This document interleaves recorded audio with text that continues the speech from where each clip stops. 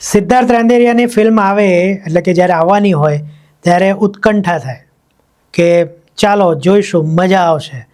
અને પાછું ટ્રેલર પણ એવું હોય, એમાં સિદ્ધાર્થભાઈના પંચ બરાબર લેન્ડ થયા હોય. અને જ્યારે આપણે ફિલ્મ જોવા જઈએ ત્યારે નમસ્તે મિત્રો, હું છું સિદ્ધાર્થ છાયા.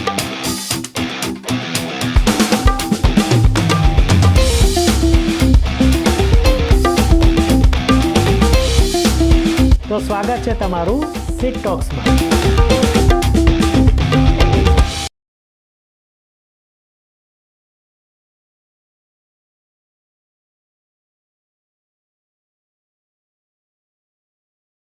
નમસ્તે મિત્રો, હું છું સિદ્ધાર્થ છાયા અને સિટ ટોક્સમાં તમારું ફરીથી સ્વાગત છે. આજે આપણે રિવ્યૂ કરી રહ્યા છીએ જય કનૈયા લાલ કી ફિલ્મનો, જે આજે રિલીઝ થઈ છે થિયેટર્સમાં. તો આ ફિલ્મ કેવી છે મારી દ્રષ્ટિએ એ જાણીશું, અને કેટલા સ્ટાર્સ આપીશું, રેકમેન્ડેશન મળશે કે નહીં, આ બધું આપણે આ રિવ્યૂના અંતમાં જોઈશું. પરંતુ એક વિનંતી છે કે જો ચેનલને તમે હજી સુધી સબસ્ક્રાઈબ ન કરી હોય તો અત્યારે કરી દો, અને વિડીયો ગમે તો લાઈક કરજો, શેર કરજો મિત્રો સાથે. રિવ્યૂ કેવું લાગ્યો એ નીચે કમેન્ટમાં ચોક્કસ કહેજો. તો શરૂ કરીએ. યસ, તો 142 મિનિટ લાંબી આ ફિલ્મ છે, અને એમાં 3 મુખ્ય કલાકારો છે: સિદ્ધાર્થભાઈ, વૈશાલી ઠક્કર અને હિતુ કનોડિયા. આ 3 જણાની આસપાસ આખી ફિલ્મ ચાલે છે. વાર્તાનું મૂળ એવું છે કે ઘરનો પુરુષ જ્યારે કુટુંબની ઉપર આફત આવી પડે ત્યારે ગમે તે હદે જવા માટે તૈયાર છે. અહીંયા દીકરીના લગ્ન છે એ કોઈ કારણોસર તાત્કાલિક કરવા પડે છે, અને પૈસાની વ્યવસ્થા થઈ શકે એમ નથી, અથવા તો થઈ હતી ને છેલ્લી ઘડીએ એ અટકી જાય છે. તો એ દીકરીનો પિતા શું કરી શકે એની આખી વાત આમાં કહેવામાં આવી છે. તો આટલી એનો વાર્તા છે, અને પછી એ જે પિતા છે એમાં ફસાય છે જ્યારે એમનું કાર્ય કરે છે, અને પછી શું એના કન્સિક્વન્સીસ આવે છે એ બધું આ ફિલ્મમાં કહેવામાં આવ્યું છે. ફિલ્મનો રિવ્યૂ કરીએ તો ક્યાંય આપણને એ કંટાળો આપતી નથી, એ વાત તો પાકી છે. 2 કલાક 22 મિનિટ એક રીતના જોઈએ તો થોડીક આજના જમાના પ્રમાણે લાંબી કહેવાય, પણ જે લોકો એનિમલ છે કે ધુરંધર છે એ બધું પચાવીને બેઠા હોય એમના માટે બહુ લાંબી ન કહેવાય. હા, પણ અમુક જે ફિલ્મો હોય 2 કલાક 5 મિનિટની, એ 5 મિનિટ પણ આગળ વધે તો એમ કે હા 5 મિનિટ પૂરી થઈ, એવું તો આ ફિલ્મમાં નથી.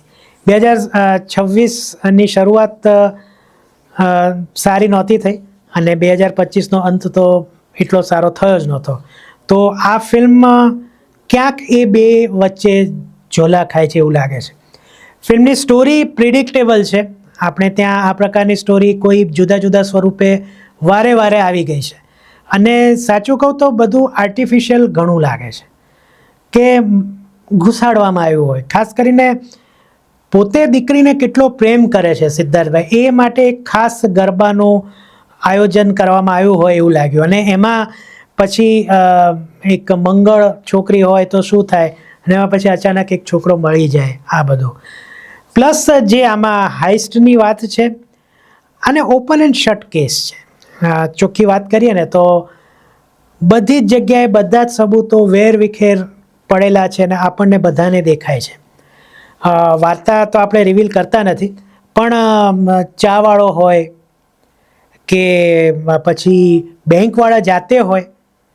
એક ડાયલોગ છે હિતુભાઈનો ફિલ્મમાં કે કાં તો રેકી કરી હશે, કાં તો જાણ વેદો હશે. તો રેકીની વાત હોય ત્યારે આપણને રીતસર ખબર પડી જાય છે કે ભાઈ આ છે આવું. પછી ગામના લોકોની ખબર છે કે ભાઈની પોઝિશન શું હતી.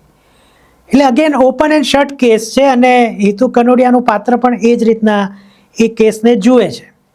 પણ એ બધું આપણને કહેવામાં જ્યારે આવે છે ત્યારે એમ થાય કે ભાઈ કશું આમાં નવીનતા નથી. એક રીતના જો તો આ પણ એક હવે ક્લિશે થઈ ગયો છે કે ફિલ્મમાં કશું નવીન નથી, પણ એની ટ્રીટમેન્ટ સારી છે. ટ્રીટમેન્ટ સારી છે ઓફકોર્સ, પણ આપણને એમ થાય કે ક્યાંક આપણને ચીટ કરવામાં આવ્યા છે. ખાસ કરીને ફિલ્મના એન્ડમાં આ રીતના જો એન્ડ હોય તો પછી આપણને પોલીસ સ્ટેશન કે ન્યાયતંત્રની જરૂર જ નથી. એક વસ્તુ ચોખ્ખી છે કે ફિલ્મોમાં અમુક ફિલ્મોમાં લોજિક ના જોવાય, પણ એ કઈ ફિલ્મોમાં જેમાં મેડ કોમેડી હોય. આ ફિલ્મ કોમેડી નથી. સિદ્ધાર્થભાઈના ચમકારા છે, ટ્રેલરમાં છે એ કદાચ એટલા માટે કે ટ્રેલર જોઈને સિદ્ધાર્થભાઈના ની કોમેડી જોવા લોકો આકર્ષાય અને એટલે એ ફિલ્મ જોવા થિયેટર્સમાં આવે, એટલે જ એ રીતના કટ કરવામાં આવ્યું છે. બાકી ફિલ્મ સંપૂર્ણપણે ઇમોશનલ છે. સિદ્ધાર્થભાઈએ પણ આમાં ઇમોશનલ બહુ જબરદસ્ત દેખાડી છે. એટલે આવી ફિલ્મોમાં લોજિક ન હોય અથવા તો એની ચર્ચા ન કરાય, મૂકી દો બાજુમાં, એવું તો ના ચાલે. એન્ડે મને બહુ ડિસઅપોઇન્ટ કર્યા. આવો એન્ડ ની બદલે બીજા ઘણા બધા એન્ડ વિચારી શકાતા હતા, પણ એવું થયું નથી આમાં. એટલે મૂળ વાર્તા એક તો મેં કીધું પ્રમાણે આર્ટિફિશિયલ બધું બહુ લાગતું હતું, જાણે બધું આપણને ખબર છે એવું જ સામે આવી રહ્યું હતું. અને મેં કીધું પ્રમાણે પ્લોટમાં ક્યાંય એવું નહોતું કે આપણને સસ્પેન્સ. એક બે જગ્યાએ એવું થાય છે કે વાહ, આ કંઈક નવું લાવ્યા, પણ એને કારણે ફિલ્મ આખી બદલાઈ ગઈ હોય કે એના તરફે આપણે જોવાનો લુક આખો બદલી જાય એવું નહોતું. હા, સિદ્ધાર્થભાઈની એક્ટિંગ અને વૈશાલીબેનની એક્ટિંગ જબરદસ્ત છે. એ બંનેનું એ કોમ્બિનેશન છે અથવા તો કેમિસ્ટ્રી છે એ જામે છે. સિદ્ધાર્થભાઈ એઝ યુઝ્યુઅલ, આપણે જ્યારે વાત કરી હતી બચ્ચુની બેનપણીની, ત્યારે મેં કીધું હતું કે સિદ્ધાર્થભાઈ જે રિયલ સિદ્ધાર્થભાઈ જે પહેલાં હતા ઇમોશનલ, એમાં એમણે 2 સીનમાં જે ઇમોશન્સ દેખાડ્યા હતા એવું અહીંયા તો એમણે ઘણીવાર દેખાડ્યું છે. અને એમાં એટલે હવે આપણે સિદ્ધાર્થભાઈના શું વખાણ કરવાના, એમ પેલું કહેવાય ને કે ભાઈ સૂરજને ક્યાં અરીસો દેખાડવો, એવી વાત છે. પણ એ ઇમોશન્સમાં છવાઈ જાય છે ને મોટાભાગની ફિલ્મ ઇમોશન ધરાવતી જ છે. વૈશાલીબેનની વાત કરીએ તો એમણે કહેવાય ને કે એક એવી પત્ની જે પોતાના પતિના કોઈ પણ કાર્યમાં સાથ આપે છે. એમાં એક ડાયલોગ પણ છે કે જો તમે ગીતાનો સાથ લીધો હોય તો હું સીતાનો સાથ કેમ ન લઉં. આવા ડાયલોગના અમુક ચમકારા ખૂબ છે. અને એ કહેવાય ને કે એક એવી માનભેર જીવતી ગૃહિણી, એનો રોલ એમણે કર્યો છે. અને જ્યારે એમના અને સિદ્ધાર્થભાઈ વચ્ચેના જે અમુક સીન્સ છે એમાં કોમેડી પણ છે, ઇમોશન્સ પણ છે.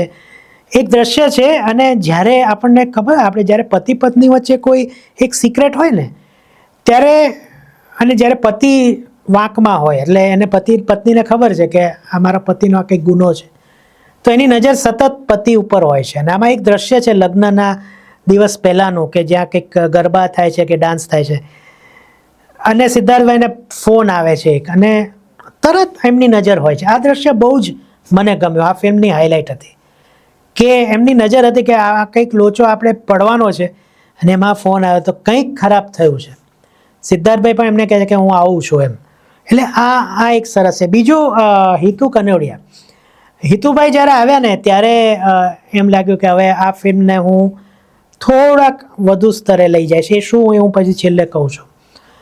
એમાં સાહેબ જે આપણે વોચ લેવલ 2માં વાત કરી હતી ને કે આમાં પણ હિતુભાઈ વટ તો પડે છે, એક સ્વેગ છે એમનો, પણ ડાયલોગ્સ ઉપરાંત એમને જે એક્સપ્રેશન્સ આપ્યા છે. ટ્રેલરમાં એક દ્રશ્ય છે, એમાં એક ડાયલોગ છે, એમાં એવું કહે છે કે ભાઈ આમ તો અમે વિઘ્ન હરતા છીએ પણ ગુનેગારો માટે અમે વિઘ્ન કરતા છીએ. એમાં જે વિઘ્ન હરતા અને પછી એક જ આટલી આંખ ઊંચી કરીને એ સિદ્ધાર્થભાઈ સામે જોઈને વિઘ્ન કરતા બોલે છે ને, એ બોસ છવાઈ જાય છે. પોલીસની જે કડકાઈ છે કે એ છે.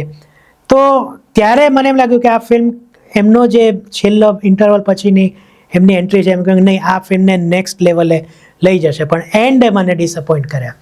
ફિલ્મની સિનેમેટોગ્રાફી સરસ છે. જે જગ્યાએ કમઠાણનું શૂટિંગ થયું હતું એ જ ગામ વસોમાં આનું શૂટિંગ થયું છે. અને કમઠાણમાં જે પોલીસ સ્ટેશન હતું એ અહીંયા બેંક બનાવવામાં આવી છે.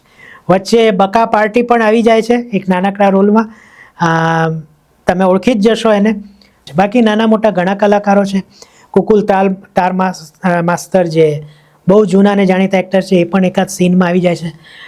ટ્રેલરના 2-3 દ્રશ્યો આમાં નથી એટલે જરૂરી નહીં લાગ્યા હોય, ફિલ્મની લંબાઈ વધારતા હશે કદાચ એટલે એ રાખ્યું છે. પણ જે માણસની આટલી કિંમત છે ગામમાં, જેમ કહે છે કે ભાઈ લોકો એની કસમ લે છે, બકા પાર્ટી એવું બોલે છે, તો એ કસમ કેમ લે છે એવા 2-4 ઉદાહરણ જો આપ્યા હોત તો કદાચ ફિલ્મ હજી વધુ કન્વિન્સિંગ થઈ શકી હોત. અને એન્ડ એટલા બધા ડિસઅપોઇન્ટ કર્યા કે જે હું 0.25 સ્ટાર વધારવાનો હતો હેતુભાઈને કારણે એ પછી મેં કટ કરી નાખ્યો.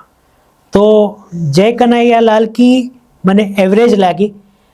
એટલે નહીં કે ફિલ્મ સિદ્ધાર્થભાઈની હોવા છતાં કોમેડિયન નથી, ના, એ મને ઉપર છલ્લી લાગી. એને આપણે આર્ટિફિશિયલ અનઇન્ટેલિજન્સ કહીએ તો પણ ચાલશે, કારણ કે બધું આર્ટિફિશિયલ લાગતું હતું અને ઇન્ટેલિજન્ટ તો બિલકુલ નહોતું લાગતું. આર્ટિફિશિયલ એટલા માટે કે બધું ઊભું કરવામાં આવ્યું એવું લાગ્યું, અને અનઇન્ટેલિજન્સ એટલા માટે કે સબૂત ચારે કોર વેરાયેલા આપણને દેખાય છે. કોઈ પણ હોશિયાર પોલીસ અધિકારી ફટ લઈને કેસ સોલ્વ કરી દે, જે આમાં થયું છે, પણ ફિલ્મને એ રીતના લંબાવવામાં આવી છે. તો એવરેજ ફિલ્મને કારણે આપણે આ ફિલ્મને 2.5 સ્ટાર આપીએ છીએ. મારા માટે હજી 2026ની ગુજરાતી ફિલ્મો માટેની શુભ શરૂઆત થઈ નથી. આશા કરીએ આવનારા અઠવાડિયાઓમાં બહુ જ સારી ગુજરાતી ફિલ્મો આપણને જોવા મળે. તમને આ રિવ્યૂ કેવો લાગ્યો એ કમેન્ટમાં કહેવાનું ભૂલતા નહીં. ફરીથી મળીશું સિટ ટોક્સ ઉપર કોઈ નવા વિડીયો સાથે. ત્યાં સુધી સિદ્ધાર્થ શાહને આજ્ઞા આપો, અને તમને બધાને મારા તરફથી આવજો.